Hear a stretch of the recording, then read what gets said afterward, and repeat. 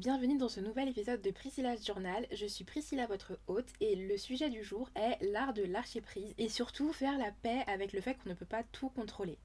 J'ai très longtemps cru que je pouvais tout contrôler et que ça me rassurait justement de tout contrôler, mais clairement c'était le contraire parce que ça me créait vraiment un épuisement mental et physique parfois même de vouloir tout contrôler, d'avoir le contrôle sur tout. Le sujet de lâcher prise c'est aussi assez large, mais aujourd'hui on va vraiment parler sur le fait de apprendre à ne pas vouloir contrôler les choses qui nous concernent. Mais je sais que lâcher prise, ça peut vraiment être sur beaucoup d'autres choses. Ça peut être sur le perfectionnisme, ça peut être sur l'image qu'on a de soi-même, ça peut être sur aussi les gens qui nous entourent. Mais là, ça va vraiment être sur nous personnellement et les actions qu'on peut et ne pas contrôler.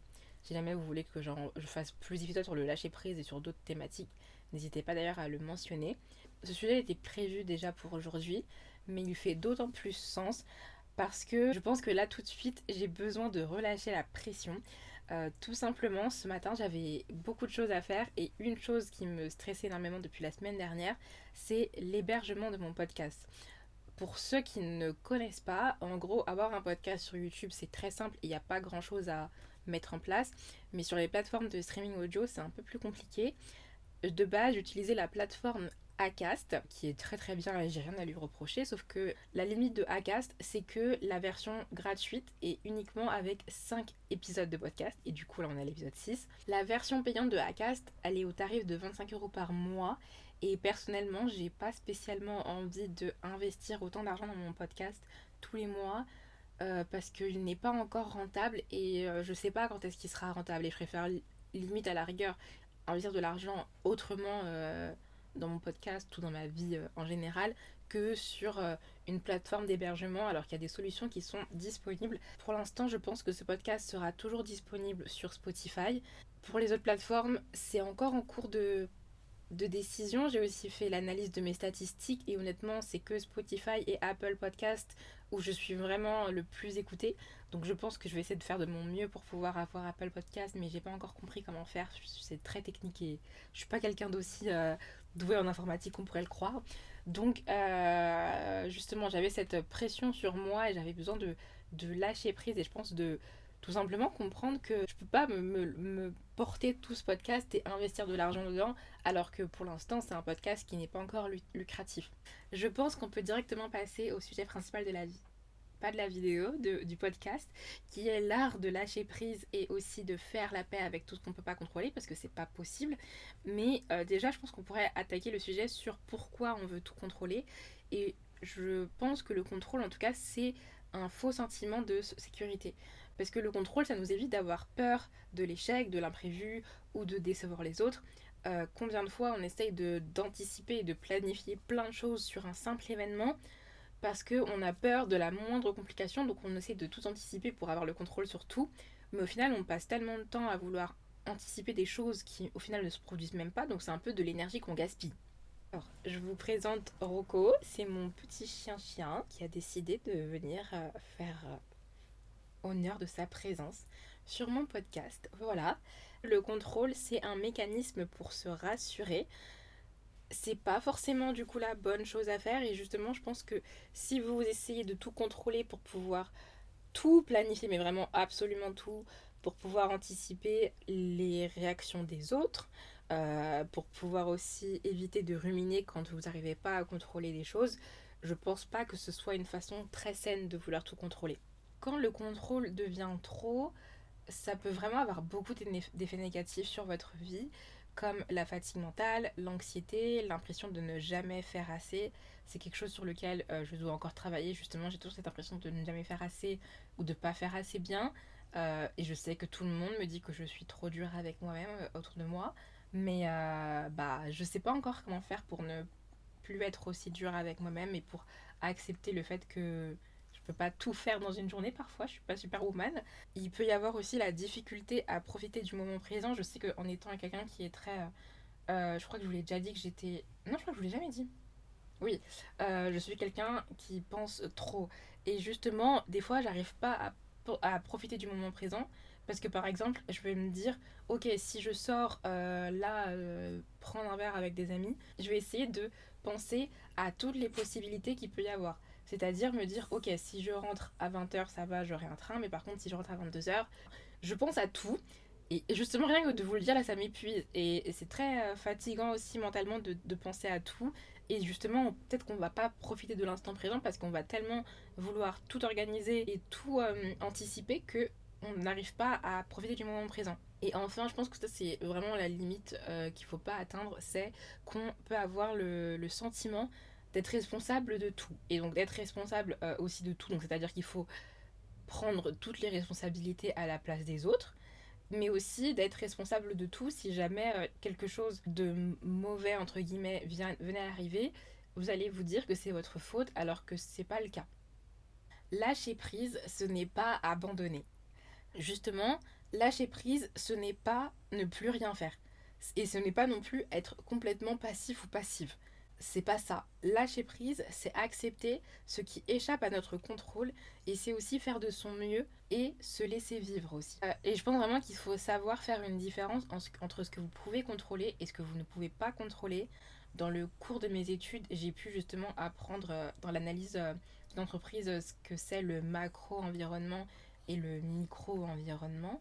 Et en gros, justement, ça permet de faire une analyse stratégique d'une entreprise, d'essayer d'évoquer toutes les choses que l'entreprise peut contrôler et tout ce qu'elle ne peut pas contrôler.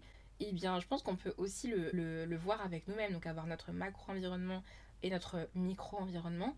Si je dis pas de bêtises, le micro-environnement, c'est vraiment tout ce qui a un impact sur nous, mais sur lequel aussi on peut avoir un impact, mais aussi le macro-environnement, c'est toutes les choses sur lesquelles on ne peut pas avoir d'impact, mais par contre qui peuvent avoir un impact sur nous.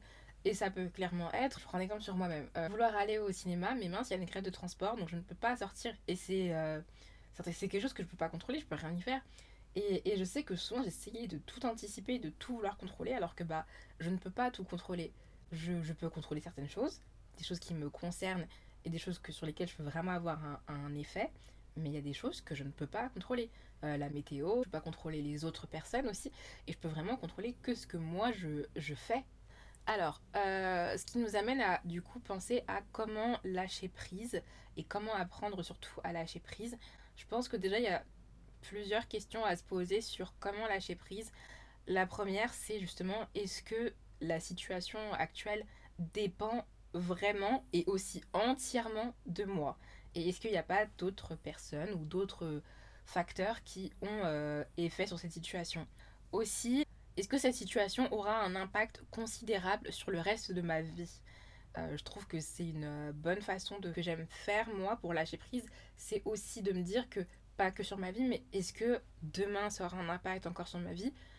Est-ce que dans une semaine ça aura encore un impact dans ma vie? Est-ce que dans un mois ça aura encore un impact dans ma vie? Est-ce que dans un an? Et justement de savoir mesurer. Si par exemple demain ça sera encore un problème, oui alors peut-être qu'il faut essayer de gérer ça et de contrôler cette situation.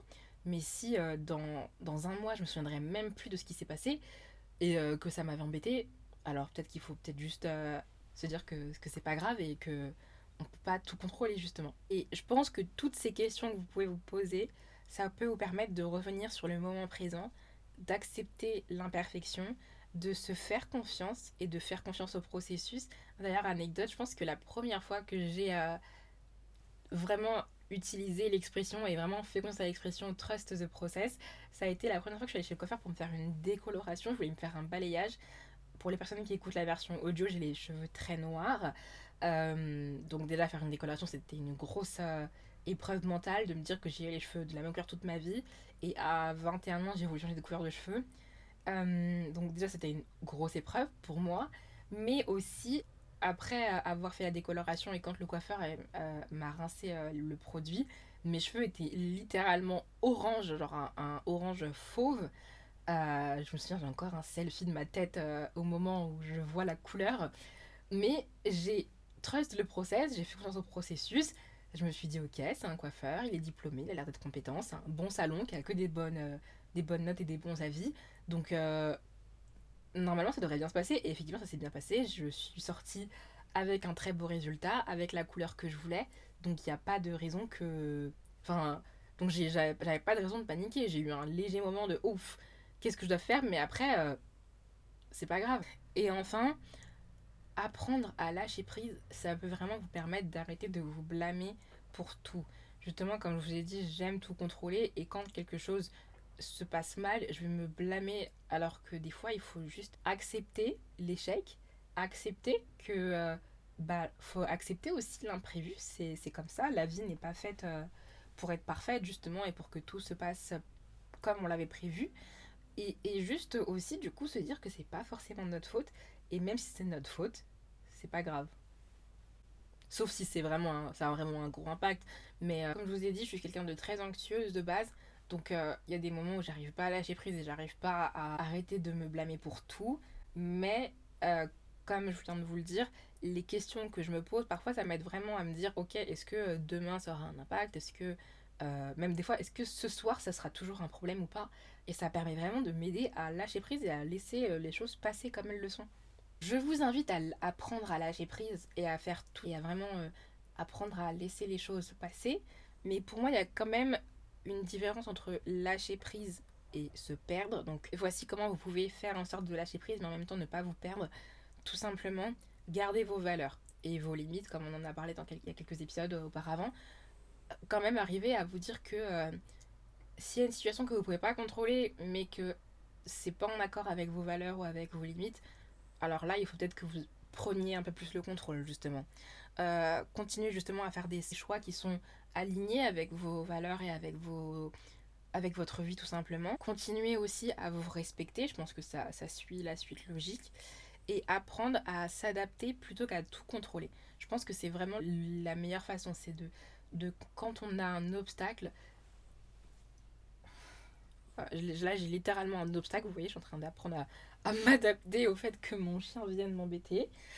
Quand on a un obstacle, il vaut mieux se dire, ok, comment je peux m'adapter avec ce problème que je rencontre, au lieu de, ok, comment je fais pour supprimer le problème, comment je fais pour contrôler et que voilà, le problème n'existe plus. Parce que parfois, on ne peut pas supprimer un problème. On est arrivé à la fin de cet épisode, donc pour conclure, je voulais juste rappeler vraiment qu'on peut avancer sans tout contrôler et j'aimerais vous inviter à réfléchir à une situation ou à quelque chose que vous pourriez ne plus ou moins contrôler dans votre vie.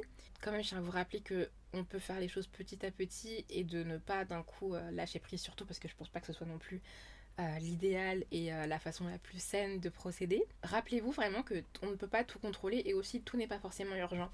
J'ai vu sur TikTok beaucoup de gens qui aborder ce sujet et parfois dans la vie on peut faire les choses très rapidement ou un peu les bâcler parce que on pense que c'est urgent alors qu'en fait pas forcément.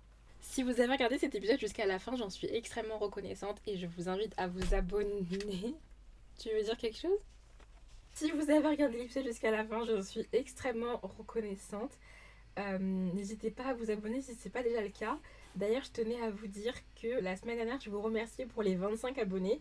Et avant de commencer à tourner, j'ai vu que j'étais à 35 abonnés. Donc merci, j'ai gagné 10 abonnés en une semaine. Je vous avoue que j'aimerais bien atteindre prochainement les 100 abonnés sur YouTube. Donc n'hésitez pas à vous abonner si vous regardez cette vidéo pour la première fois que ça vous a plu ou si vous regardez mes vidéos régulièrement et que ce n'est pas encore le cas. Si vous regardez l'épisode sur Spotify ou sur d'autres plateformes de streaming, pareil, n'hésitez pas à vous abonner et à laisser un avis. On se retrouve la semaine prochaine pour un nouvel épisode et à bientôt. Bisous.